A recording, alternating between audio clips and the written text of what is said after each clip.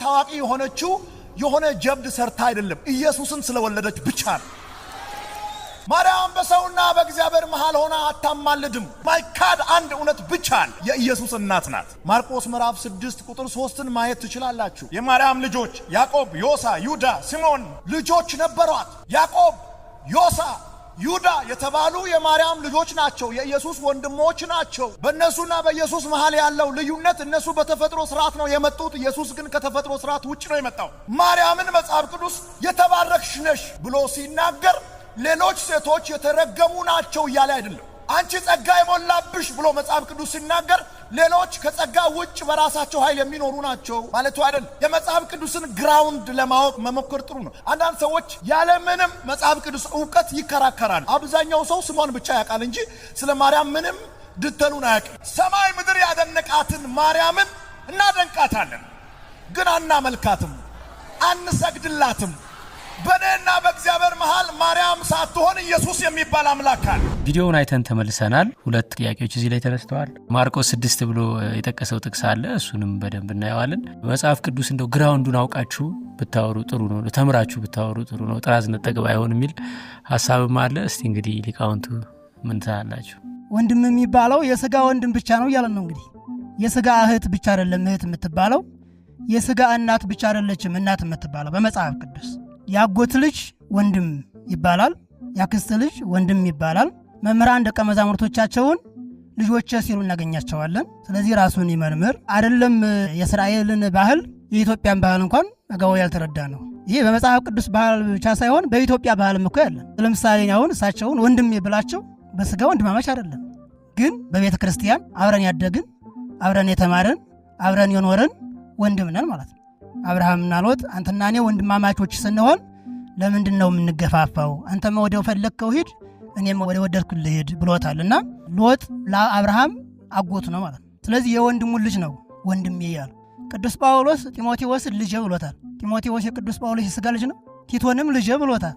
ቲቶ የቅዱስ ጳውሎስ የሥጋ ልጅ ነው። ቅዱስ ጳውሎስ በሚጽፈው በመጨረሻው በመልእክቱ በእያንዳንዱ መጨረሻ ሰላምታ ለሚያቀርብላቸው ክርስቲያኖች በመልእክቱ መጨረሻ ትልልቆቹን እናቶቼ ይላቸዋል፣ ወንዶችን ደግሞ ትልልቆችን አባቶቼ ይላቸዋል፣ ወጣቶችን ደግሞ ወንድሞቼ እህቶቼ በማለት ሲናገር እንመለከታለን። ስለዚህ በማንኛው መጽሐፍ ቅዱስ ስናነብ የምናገኘው ነገር ነው።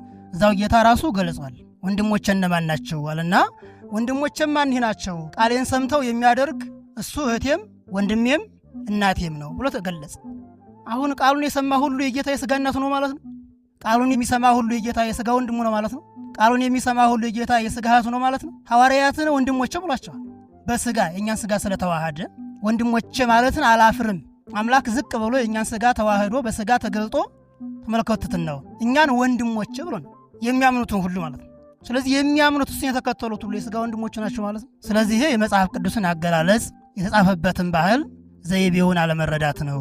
ለምሳሌ ብዙዎችን የሚያሳስቱበት ልክ ድንግል ማርያምን አምላክ ብለን እንደምናመልካት ፈጣሪ እንደምናደርጋት ክርስቶስን አዳንን ባልንበት መንገድና ሁኔታ እሷን አዳኝ እንደምናደርጋት አድርገው ይናገራሉ። ቤተ ክርስቲያኖቱ የማትለው ማለት ነው። ከልቡናቸው ፈጥረው ብለን አናውቅም እኛ። ለምሳሌ በቅዱስ ጊዮርጊስ የተሰየመ ቤተ ክርስቲያን አለ፣ በድንግል ማርያም ስም የተሰየመ ቤተ ክርስቲያን አለ፣ በቅዱስ ሚካኤል ስም የተሰየመ ቤተ ክርስቲያን አለ። በጻርቃን በሰማዕታት በመላእክት ስም ቤተ ክርስቲያን ቢሰየምም በውስጡ የሚመለከው ግን ማን ነው? እግዚአብሔር ነው። የሚፈተተው የአምላካችን የመድኃኒታችን የኢየሱስ ክርስቶስ ቅዱስ ሥጋውና ክቡር ደሙ ነው። ከዛ ውስጥ የፍጡርን ሥጋና ደም አንቀበልም፣ ፍጡርን አናመልክም። እኛ የማርያም ቤተ ክርስቲያን ስንሄድ ማርያምን ፈጠረችን ለማምለክ አይደለም የምንሄደው፣ ምስጋና ግን እናመሰግናቸዋለን። ቅዱሳንን ያመሰገናቸው ያከበራቸው ሰው አይደለም፣ ራሱ እግዚአብሔር ነው። ይህን አብነት የወሰድነው ከራሱ ነው። ቅዱሳንም መጀመሪያ ቅዱስ የሚል ስም ያወጣላቸው ራሱ እግዚአብሔር እኮ። ብፁዓን ያላቸው እኮ ራሱ ነው። ክቡራን ያላቸው ራሱ ነው። ባለሟሎች ናችሁ ያላቸው ራሱ ነው።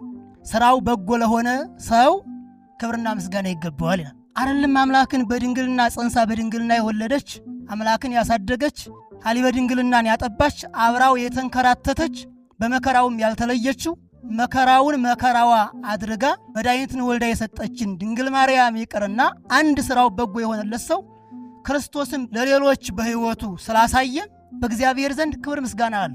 እናንተ የአባቴ ቡሩካን ኑ ነው እኮ የሚለው እሱ ፍጡራን ውስጥ ጠራ ወዳጆቹን። ከዚህ በላይ ምስጋና አለ እንዴ? በነገራችን ላይ እግዚአብሔር አንድን ቅዱስ ባከበረበት ባመሰገነበት ልክና መጠን እኛ ዕድሜ ልካችን ቅዱሳንን ብናከብርና ብናመሰግን እግዚአብሔር ያከበረበትን መጠን አንገልጽም። በተአምር እግዚአብሔር ቅዱሳንን የሚያውቃቸው በምልአት ነው። ምልአተ ሕይወታቸው ምልአተ ታሪካቸውን ነው የሚያውቁ። እኛ ድንግል ማርያምን ስናመሰግን ድንግል ማርያምን ስናከብራት እግዚአብሔር እሷን ባከበራትና ባመሰገናት ልክ አንገልጸው። የእኛ ክብር መስጠት በጣም ደካማ ስለሆነ ከኛ በላይ እግዚአብሔር አክብሯታል፣ ወዷታል፣ መንፈስ ቅዱስን አሳድሮባታል። ስለዚህ ቀጥታ ሰዎች እየተጣሉ ያሉት ከመንፈስ ቅዱስ ጋር ነው። ይትክስሱ